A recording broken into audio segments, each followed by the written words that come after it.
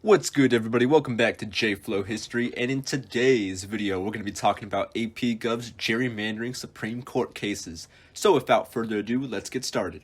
Today's video is going to be pretty simple because we only have two cases to cover, Baker v. Carr and Shaw v. Reno. Again, these are the cases taken straight from College Board, so if you want to score high on your AP exam, you must know them. The first case we're going to be talking about is Baker v. Carr. If you've seen my last video, you already know I like to start off with the context of the case, because I believe only until you know that can you truly understand the case. So the context for Baker v. Carr is political districting. And what do I mean by political districting? Well, as you guys all know, our government is bicameral, meaning two houses. We have the Senate, which represents an entire state, and we have the House, which represents specific districts. Every 10 years after the census, politicians must draw lines to show what land is represented by what district. Most states easily follow through with that, but in the 1960s, Tennessee didn't. As a matter of fact, Tennessee kept their district lines the same since 1901. That's around 60 years, and we know a lot can happen in 60 years. And what happens in Tennessee after 60 years are population shifts, as people begin to move away from farms into the urban areas such as cities. And there's where the problem lies. Districts with less people, because of the population shifts, receive the same amount of political representation as districts that receive more people from the population shifts. To understand what I mean, let's look at this visual created by Khan Academy. Imagine there's 10 people and they had the decision to eat either steak or seafood. 6 out of 10 want steak and 4 out of 10 want seafood. Then imagine that the decision was to be decided through districting. There will be 3 districts or groups created, and the decision will be based on what the majority of the groups wanted. When the groups are created, the 6 people who want steak get packed into one, 2 people who wanted seafood get packed into another, and finally the last 2 seafood lovers get packed into the last group. If we went by districting, the seafood lovers would win with a 2-to-1 vote. The lopsided representation is exactly what was happening in Tennessee, but with politics instead of food. Now let's move on to the story of the case. Baker and some other urban residents of Tennessee were victims of this unequal districting, and they decided to take this issue to court. They cited that the 14th Amendment's Equal Protection Clause guaranteed them equal representation when it came to voting. So how did the court rule? Well, the court agreed with this, and they ruled 6-2, siding with Baker. Because of this ruling, states were required to redistrict every 10 years and make sure that each district has similar population sizes to avoid misrepresentation.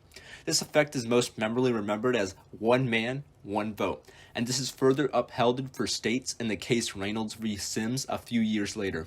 Overall, this is a big win for democracy and equal representation. However, the next effect is one that isn't so awesome, and that effect is gerrymandering. For those of you that don't know what gerrymandering is, it's basically a strategy used by the political party who's drawing the lines to maximize their representation. And because of Baker v. Carr, every census there comes a time where the state's lines must be redrawn given a certain group a political advantage. There are many different types of gerrymandering, but the 2 most popular is partisan, which deals with political parties like Democrats versus Republicans, and racial gerrymandering, which deals with race. This graphic to the right perfectly displays the effects of gerrymandering. In that example, if 60% of the people voted blue and 40% vote red, just by redrawing the lines, you can make the political representation be 100% blue, 0% red, or 40% blue, 60% red. And yeah, I know, that sounds extremely corrupt. These gerrymandering effects tie right into our next case, Shaw v. Reno. The context for this case is racial gerrymandering. In North Carolina, despite 20% of the population being African American, all representatives were white. However, thanks to a population growth, North Carolina could add another district, which they gerrymandered so the district became predominantly black. The hope was that they would elect a minority leader, and that plan succeeded. However, U.S. Attorney General Janet Reno wanted another district to have a minority majority, so there could be more minority representation. So she sent the North Carolina politicians back to draw up some new lines. They succeeded in creating another minority majority district, which you all can see to the right, and it looks very odd, doesn't it?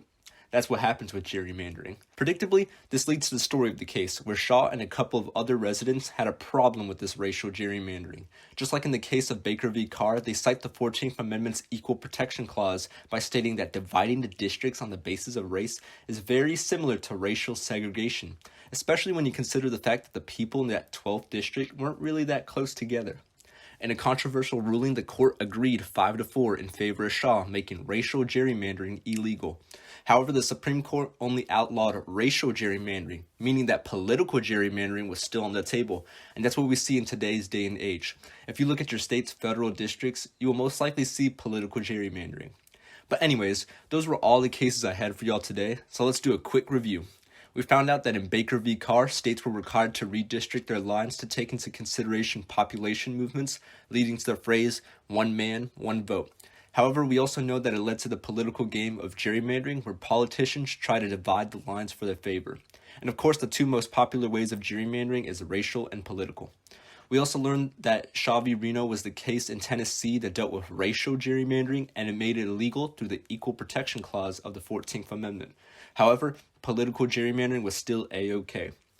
Alright, that's all I have for you all in today's video. Thank you all for watching. I hope you learned something new. Make sure to subscribe if you haven't. And if there's anything I missed or anything that you all want to know more about, drop a comment down below. And finally, don't forget to chase your goals, pursue your dreams, follow your passion, and peace out.